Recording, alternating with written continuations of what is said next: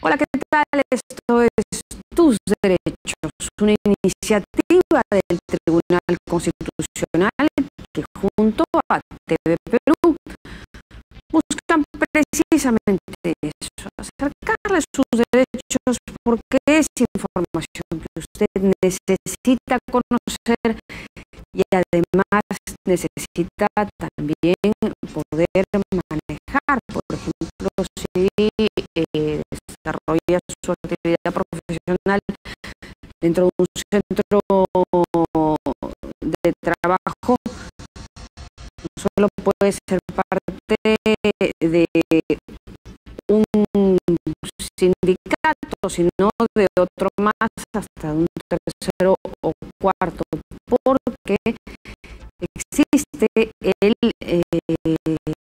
la pluralidad sindical. Hoy vamos a ver este tema en tus derechos y también vamos a revisar una sentencia en este mismo sentido. Hoy revisamos la pluralidad sindical. Soy Rocío Aliado. Bienvenidos.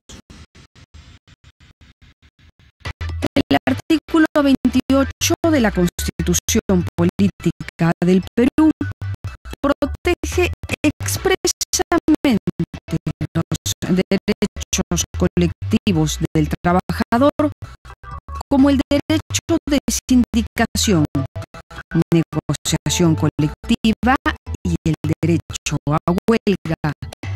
La Carta Magna no solo reconoce estos derechos, sino que además cautela su ejercicio democrático, garantizando la libertad sindical, fomentando la negociación colectiva, promoviendo formas de solución pacífica de los conflictos laborales, especificando que la convención colectiva tiene fuerza vinculante en el ámbito de lo concertado.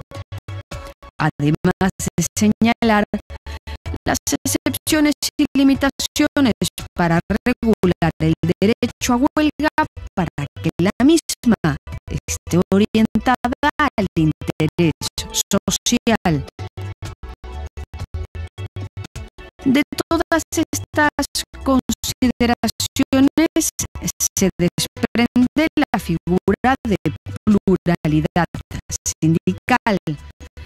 Esto es la convivencia de una o más representaciones o asociaciones de trabajadores en una misma entidad o centro laboral. En tanto, la libertad de decisión de afiliarse a una organización sindical es afín a cada trabajador y a sus propios intereses. De esta manera, los sindicatos pueden ser mayoritarios o minoritarios. Los primeros, tal cual lo menciona su mismo nombre, afilian o agrupan a la mayoría de trabajadores sujetos a su ámbito. Los segundos, en cambio, se configuran en un número menor de trabajadores. En el caso del sindicato mayoritario, lo obtenido a través de la negociación colectiva, cuyo acuerdo se plasma de hecho en un convenio colectivo o en un laudo arbitral, beneficia normalmente también a aquellos trabajadores que no integran la organización sindical. Esto no sucede, en cambio, en el caso del sindicato minoritario, en donde solo se beneficiarían sus integrantes. De hecho, algunos especialistas en el tema han dejado advertidas sus posturas respecto al pluralismo sindical. En tanto lo respetan como figura ganada por el interés del trabajador y realidad histórica, más no como idea, al señalar que en la práctica es necesaria la mayoría para garantizar los derechos, la concentración y la fuerza sindical. Y en esa orientación es que va la sentencia del Tribunal Constitucional que veremos hoy. Sentencia que acoge un recurso de agravio constitucional interpuesto por el sindicato de empleados de una clínica local que refería el impedimento del trámite de negociación colectiva por tratarse del sindicato minoritario, situación que ponía en posición de conflicto a la institución empleadora que ya había negociado a su vez con el sindicato mayoritario. En esta oportunidad el TC declara infundada la demanda, poniendo en relieve que la negociación colectiva se realiza a través del sindicato que agrupe al mayor número de trabajadores.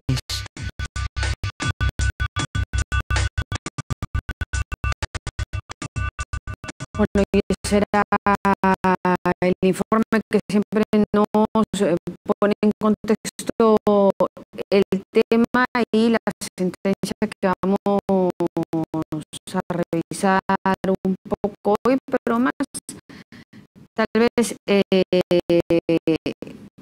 el tema, ¿no? La pluralidad sindical, que es la convivencia de uno o más sindicatos en un centro laboral, en un mismo centro laboral. No sé si Felipe, buenos días.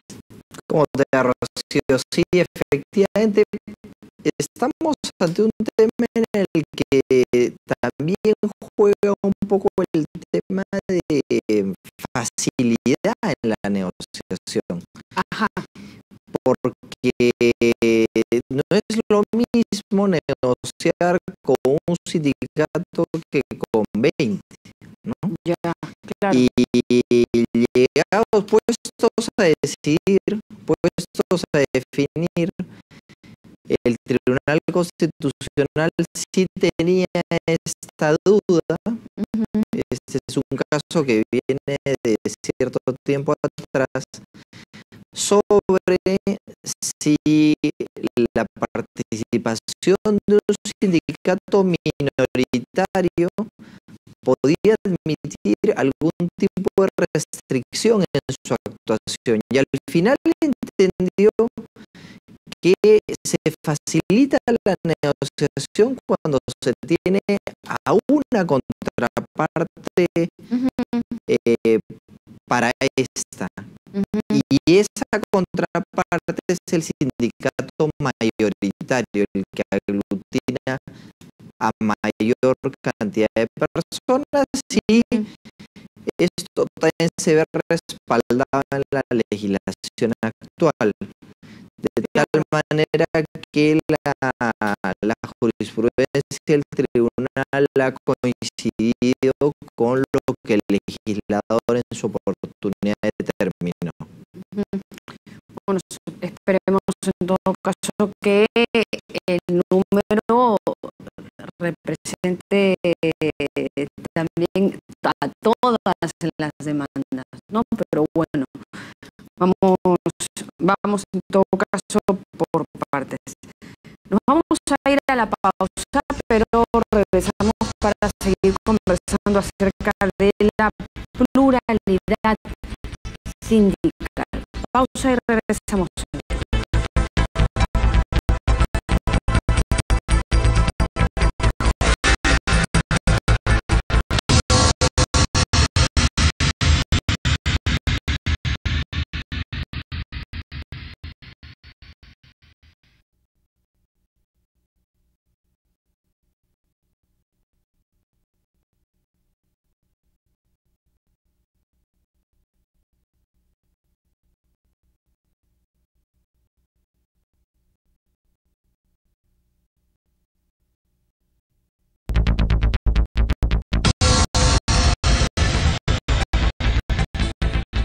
ya regreso en tus derechos esta mañana comentando acerca de la pluralidad sindical para ampliar o comprender mejor un poco de qué se habla cuando decimos pluralidad sindical. Nos acompaña ahora el doctor Percy Alache, profesor de la Universidad Católica y de EXAM, profesor o doctor Alache, ¿cómo está?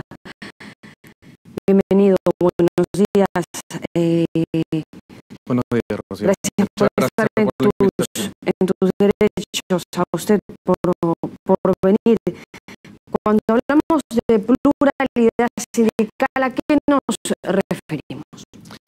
Sí, pluralidad sindical se refiere a la convivencia de sindicatos que puede estar en una organización, ¿no?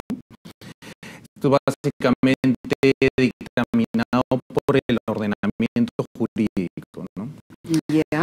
Ahora, hay tres tipos de organización, ¿no? Uno es la unidad sindical, ¿no? Que es que los sindicatos voluntariamente se unen para, digamos, impulsar sus reclamos, intereses. El otro es la unicidad sindical, es decir, hay un mandato del Estado para que sea solo una la organización que negocie. Yeah. Y lo otro es pluralidad sindical, que digamos, en base a los convenios de la OIT y las recomendaciones de los órganos de control, sean diversas organizaciones, ¿no?, libremente formadas, las que negocien voluntariamente. Bueno, pero hay un poco que ya se desordena el tema y de hecho es un poco el tema también de la sentencia que nos convoca ahora, ¿no? Porque claro, unas piden una cosa, otras piden otra cosa y al final el empleador o la cabeza de la institución pues no llega a ningún acuerdo con nadie, ¿no? Pero finalmente, a ver, para que quede así claro, clarito, pluralidad sindical es que puedan haber uno o más sindicatos dentro de una institución o centro laboral. Pero luego, ¿cómo es que negocia dentro de la libertad de negociación que tienen cada una con el empleador? Así es, muy importante tu pregunta, porque nuestro ordenamiento reconoce la pluralidad sindical. ¿Ya? ¿No? Esto lo tiene en el artículo 9 de la Ley de Relaciones Colectivas, ¿no? Ahora, pero esa pluralidad sindical se concretiza en una regla o en un criterio que es el sindicato más representativo, que quiere decir quien negocia o tiene la facultad para negociar es el que agrupa a la mayoría de trabajadores de la, ¿no? Esa es la regla, ¿no? Ahora, en la sentencia hay varios puntos que comentas, hay varios puntos que resaltar, ¿no? Primero, que el Tribunal Constitucional reitera esa regla, ¿no? Es decir, hay pluralidad sindical, pero quien tiene, digamos, la facultad para negociar es el sindicato más representativo, ¿no? Y en todo caso, si conviven más sindicatos, no solo podrán negociar el que tiene mayor representación, no pudiendo el sindicato minoritario negociar paralelamente.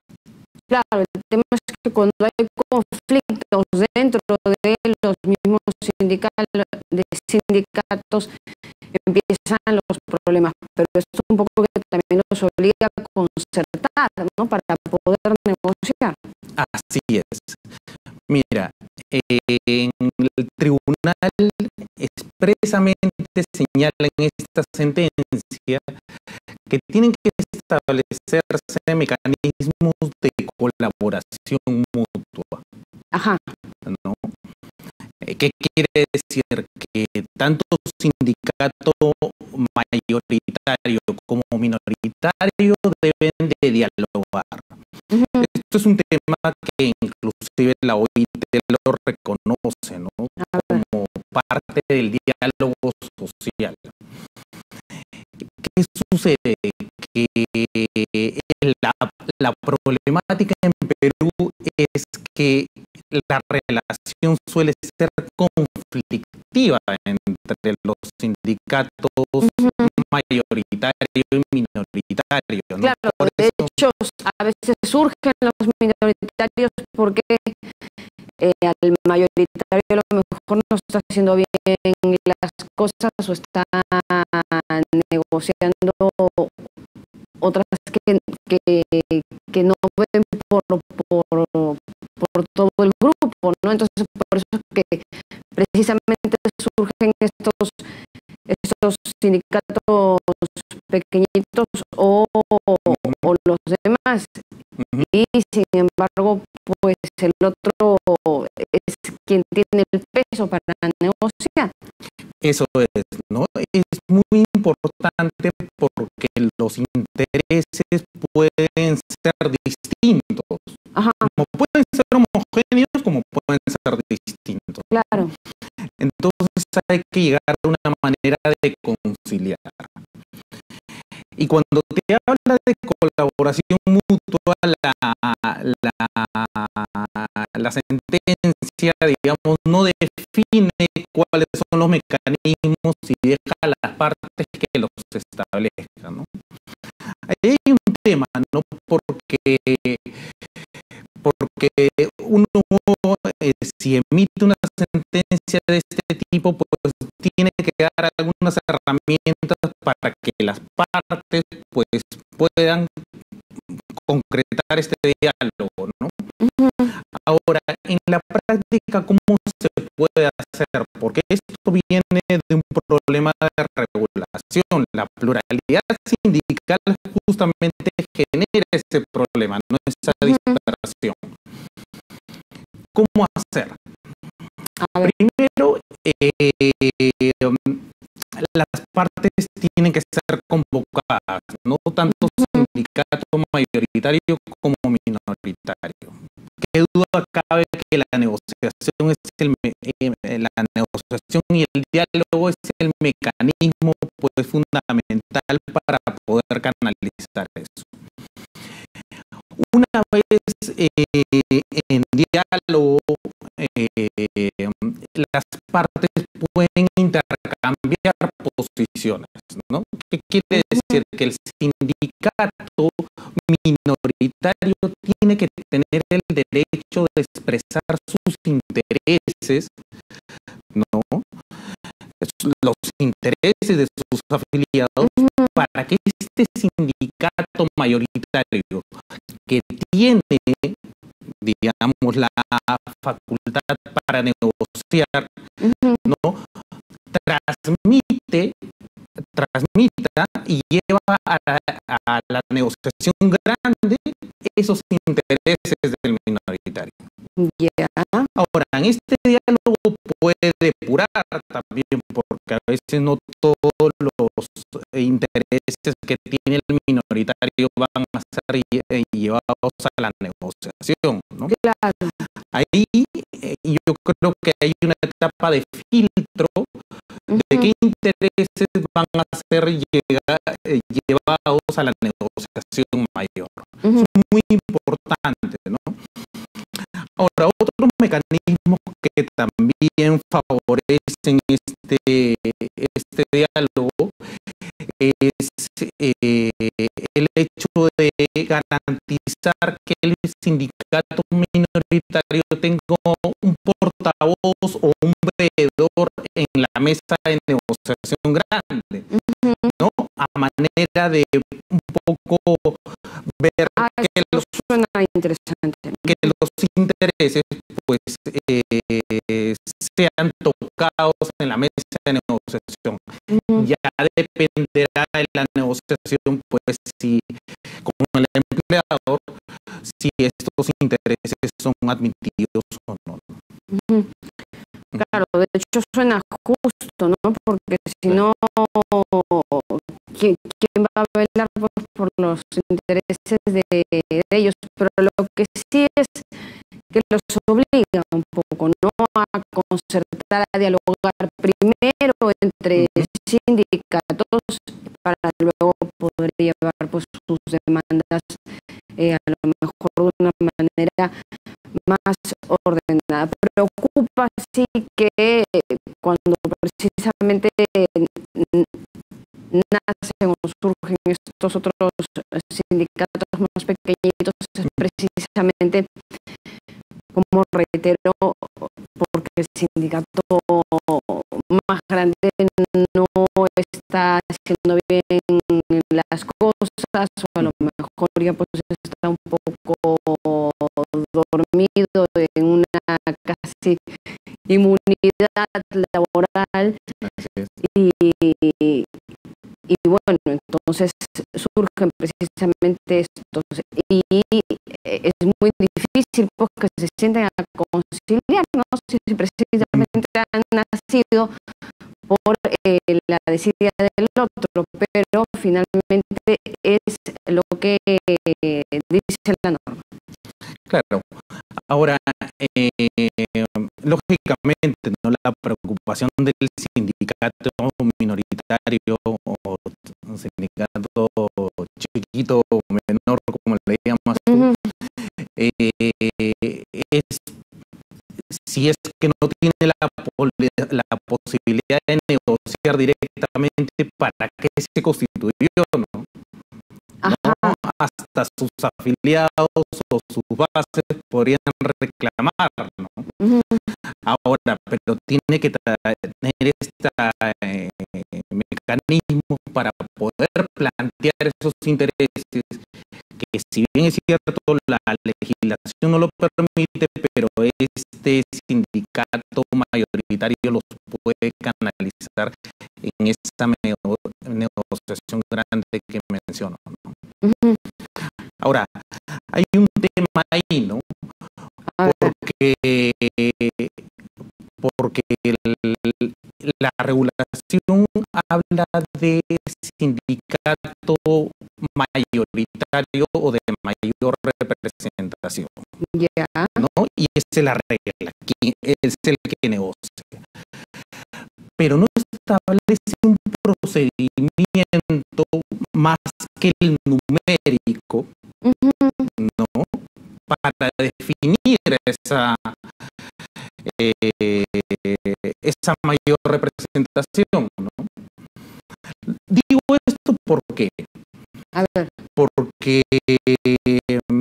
en otras legislaciones hay otros criterios, ¿no? Por ejemplo, en Estados Unidos los trabajadores del ámbito se reúnen y eligen qué sindicato los representa. ¿No? En España también. En España se reúnen en una audiencia y deciden no solamente qué sindicatos, sino pueden haber más sindicatos que los van a representar en esa negociación. Y esto no es perpetuo, sino que va cambiando permanentemente, ¿no? Con lo cual le das garantía y posibilidad a todas las organizaciones organizaciones sindicales de participar en esa negociación. Claro, en un sentido más democrático también. Mucho más democrático, ¿no? Que inclusive nuestra Constitución prevalece y lo establece de esa manera, ¿no? Ahora, por ejemplo, Italia y Francia también tienen otros criterios más allá del tema electoral, sino, por ejemplo, que el sindicato tenga un alcance geográfico mayor, ¿no? Que haya celebrado convenios colectivos a lo largo del tiempo, un criterio de antigüedad, o sea, una multiplicidad de criterios, ¿no? Para definir a esa organización más representativa, ¿no? Eso es interesante porque la legislación peruana, como muchas latinoamericanas, Colombia, Uruguay, se rigen simplemente por el numérico. Y eso es los problemas, son las inconsistencias que traen, ¿no? Ahora, el otro problema está en que se establece un procedimiento, por lo menos en la ley no lo señala, ¿no? De esa certificación o validación de quién es más representativo. Y ahí hay un problema, ¿no? Porque si simplemente yo tengo que cuantificar si agrupo a la mayoría de trabajadores o no. Claro. Simplemente eso. Pero eso es perpetuo, es inalterable.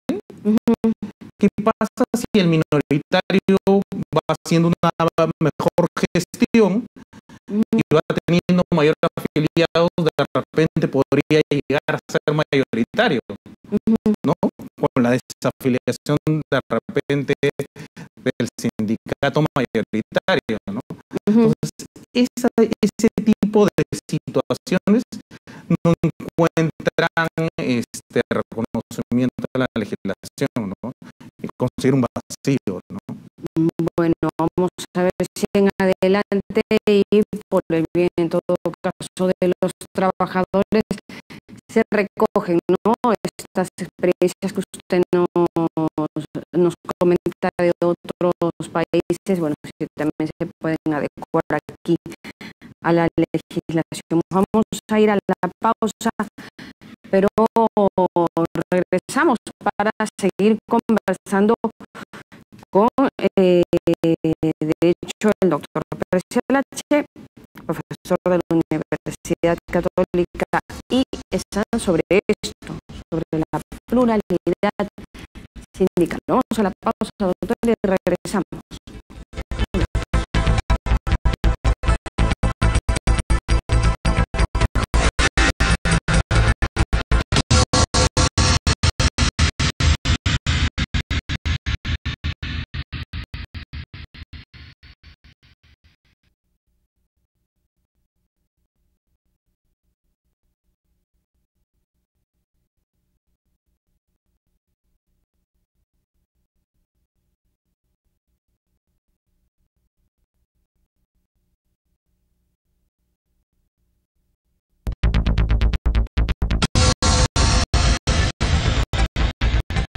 Estamos ya de regreso en Tus Derechos esta mañana conversando sobre la pluralidad sindical con el doctor Percy Alache, que ya nos había dejado así como muy claro de qué hablamos cuando hablamos de pluralidad sindical, ¿no? Esto que puedan coexistir más de un sindicato en una misma institución o centro laboral. Y bueno, según la norma y según lo dispuesto ahora en esta última sentencia del tribunal, tiene mayor peso de decisión, o en todo caso de negociación, el que agrupa al mayor número de trabajadores, no al sindicato mayoritario. Pero luego, como comentábamos, que obliga también a, si es que hubiesen 2 o 3 o hasta 4, a concertar los puntos a negociación. Pero ¿qué pasa si es que así como se agrupan a veces por afinidades hasta políticas dentro de un sindicato, se agrupan, digamos, por afinidades dentro de un mismo régimen laboral? Esto es, en una misma institución somos el sindicato los que somos estables, y los que están fuera de ello, bueno, pues ya ustedes verán su propia suerte, ¿no? ¿Cómo se puede ahí siquiera poner a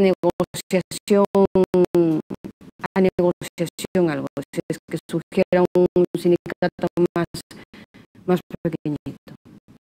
Sí, ahí el tema es regular o tener mapeado el tema de la convivencia de sindicatos, ¿no? Porque evidentemente, pues un sindicato se forma en buena cuenta para tener mejoras o reivindicaciones, ya sea salariales o propias de los trabajadores, claro, ¿no? Hoy tiene un abanico bastante diverso, ¿no? Ahora, en nuestra legislación, los convenios de la OIT, los órganos de control de la OIT, la Comisión de Expertos y el Comité de Libertad Sindical garantizan pues una afiliación libre y voluntaria, ¿no? ¿No? Con lo cual, digamos, dependerá del propio trabajador afiliarse al sindicato que considere que garantiza mejor sus derechos, ¿no? Ya imaginemos pues si en una organización existe un sindicato y este es mayoritario, pues se afiliará a este, ¿no? Y la particularidad del sindicato mayoritario es que sus beneficios o efectos, ¿no?, de lo que negocie se aplican a todos. Así es, ¿no? Alcanzan a todos, ¿no? Por el contrario, un sindicato minoritario, los efectos con lo que regule tiene eficacia personal limitada, como lo dice la OIT, y se aplica únicamente a sus afiliados, ¿no? Hay una diferencia sustancial, ¿no? Pero lo que pasa es que el alcanzar a todos que usted comenta a veces no llega, pues porque solo están agrupados, como le comento, a veces solo los que están dentro de algún régimen laboral en especial, y los demás a lo mejor pues locadores, temporales, casas, están un poco por fuera, y un poco también a su suerte. Y diera la impresión, porque es un poco a lo mejor este sentimiento sindical que genera la percepción de justicia laboral, de respeto por el compañero, y a veces no es tan así, ¿no?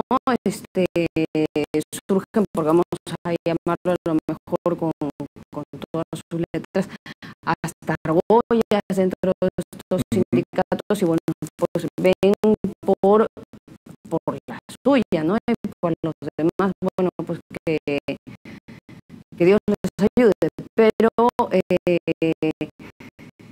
¿cómo, cómo poder filtrar o cómo ser parte de estos sindicatos? O sea, ya si tienen todo el peso decisorio al ser al que más gente agrupa y estar un poco arropados por la norma en ese sentido, ¿cómo filtrar los derechos de los demás que quedan por fuera? Sí, esa es una inconsistencia que el sistema también la prevé, ¿no? Porque, claro, en una organización pueden convivir trabajadores, locadores, ¿no? Los recibos por honorarios y CAS, ¿no? O sea, y más aún en el sector público, que es donde conviven sindicatos. Claro. ¿No? Y hay un problema bastante medular, ¿no? Entonces, pasa porque hay un nivel de informalidad respecto de las personas, pues, que son locadores, que a veces en muchos casos, ¿no? En la mayoría, diría yo, son trabajadores en realidad, claro, ¿no? Y que, claro, afiliarse a una organización sindical también puede ser el cese o el vencimiento de su contrato, ¿no? Tener cuidado ahí, ¿no? Y lo mismo sucede con los CAS, ¿no? Que tienen una estabilidad laboral bastante restringida, ¿no? Que se va renovando mes a mes, ¿no? Con lo cual, claro, sus derechos colectivos de alguna manera están limitados, ¿no?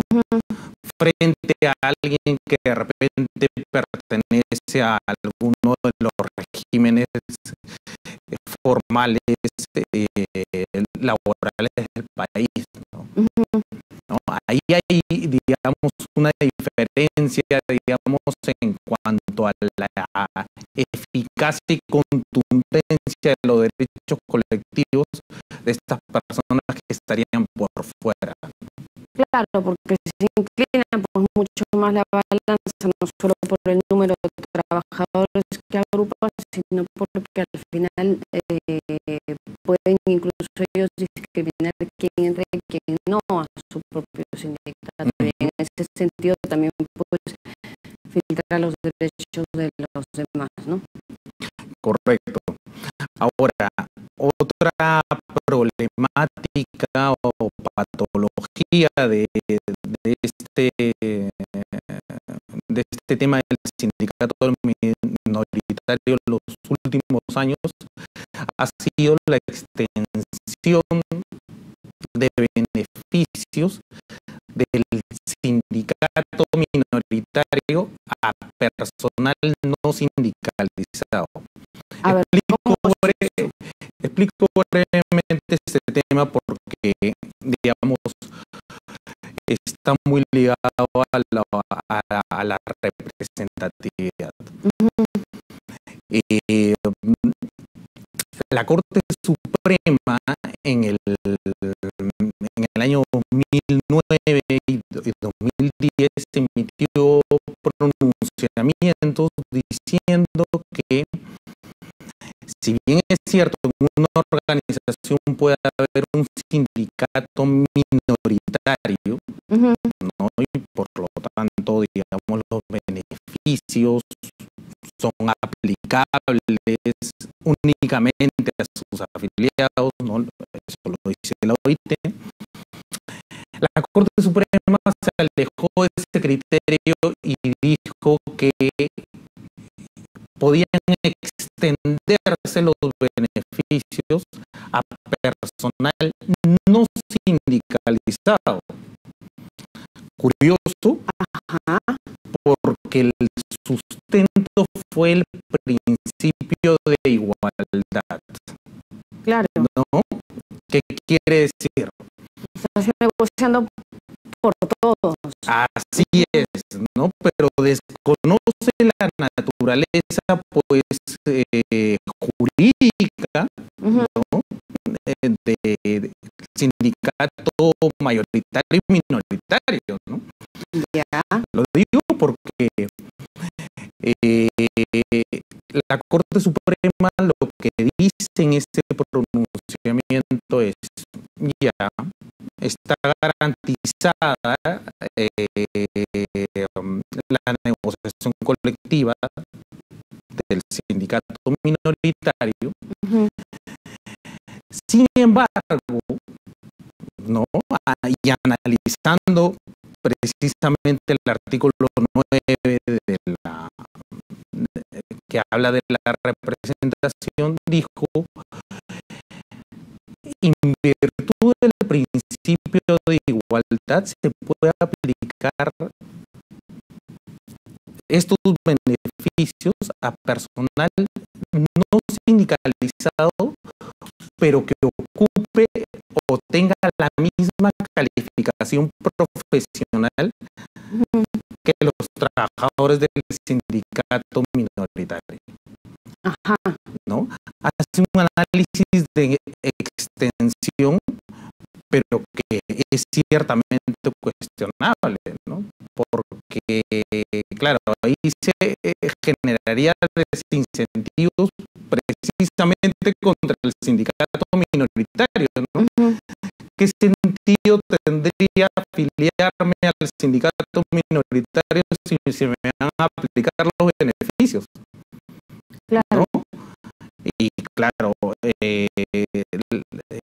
atenta contra los propios sindicatos minoritarios y sobre todo a sus afiliados, que pues estarían sometidos a descuentos sindicales, ¿no? Cualquier trabajador por fuera del sindicato percibiría lo mismo, ¿no? Bueno, pues esperemos en todo caso que se recojan todas estas experiencias que usted comenta para enriquecer en todo caso la naturaleza, ¿no?, del sindicato, y que no se acabe pues tergiversando en intereses más individuales. Luego, dentro de esta pluralidad sindical, leyendo ya para terminar más a la sentencia, doctor, finalmente esto genera alguna... Esto ya es como jurisprudencia, ¿no? O sea, después de esto, el mayoritario es el que decide y esta es la norma que queda. La sentencia no ha sido calificada como precedente vinculante. Ajá. ¿No? Es un criterio referencial. Ya. Pero la relevancia que tiene es que garantiza o reconoce la regla en el ordenamiento peruano de la representación, ¿no? Y quien la atiende es el sindicato mayoritario, ¿no? Ahora, claro, y con eso tendría el monopolio de la representación a efectos de negociación, ¿no? Eso es la importancia de la sentencia, ¿no? Ahora, también restringe, si bien es cierto, pero es una restricción válida, a que el sindicato minoritario, si es que existe un mayoritario, en paralelo, no podría negociar. Pero claro, no es que sus derechos se vean mermados o anulados. Ujú. ¿No? Eso no lo dice el tribunal, ¿no?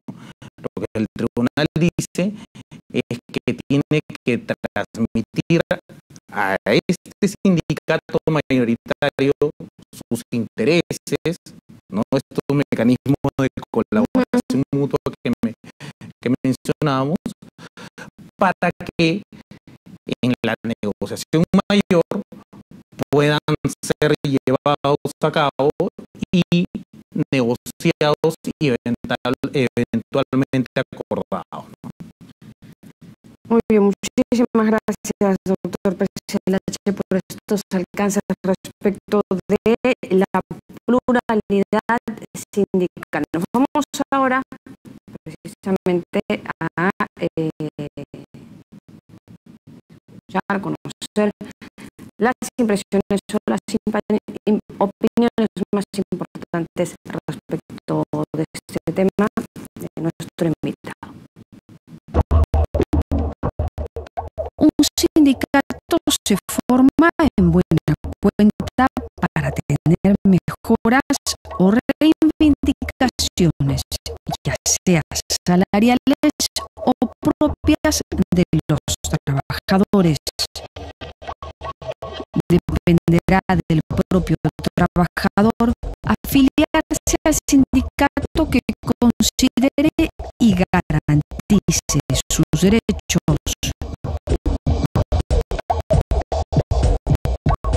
Esa era la impresión del invitado de nuestro programa de hoy, sus opiniones respecto de este tema que yo creo que ha quedado más que claro.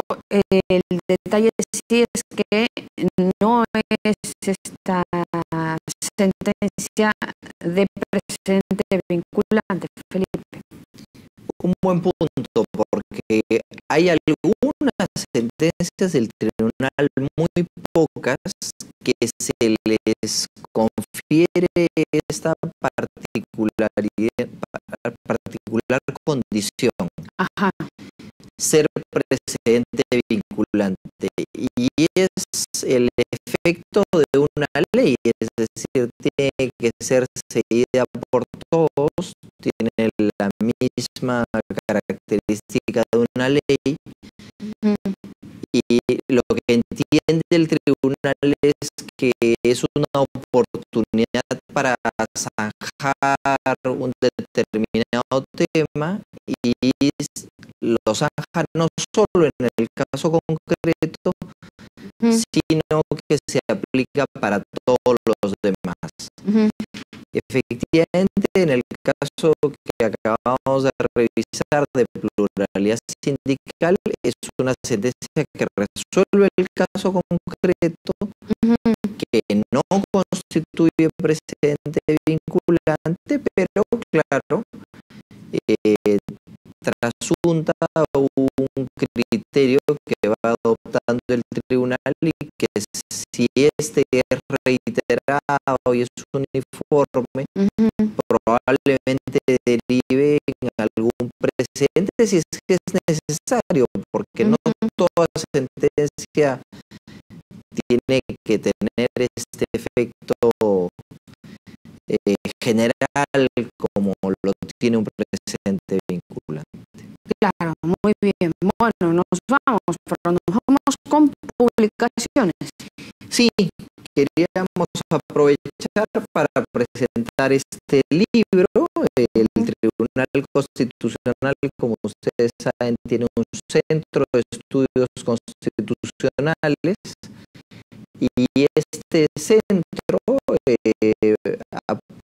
publica diversos tipos de obras. En este caso ha reeditado un clásico de un constitucionalista alemán muy famoso, Peter Heberle, que es Poesía y Derecho Constitucional, ¿no? Dos extremos de una una oración que probablemente no sean tan familiares para mucha gente, porque el derecho, pues, más que poesía tiene realidad, pero la poesía le añade, por supuesto, estética a la realidad y en buena hora que esta funcione amalgamada. Bueno, la justicia puede ser muy poética, ¿no? Si se cumple. Bueno, en todo caso queda ahí la recomendación y con eso llegamos al final. Cualquier comentario que ustedes tengan, sugerencia que estimen pueda ser tema de este programa, siempre nos lo pueden hacer llegar a nuestras cuentas en las redes sociales. Continúen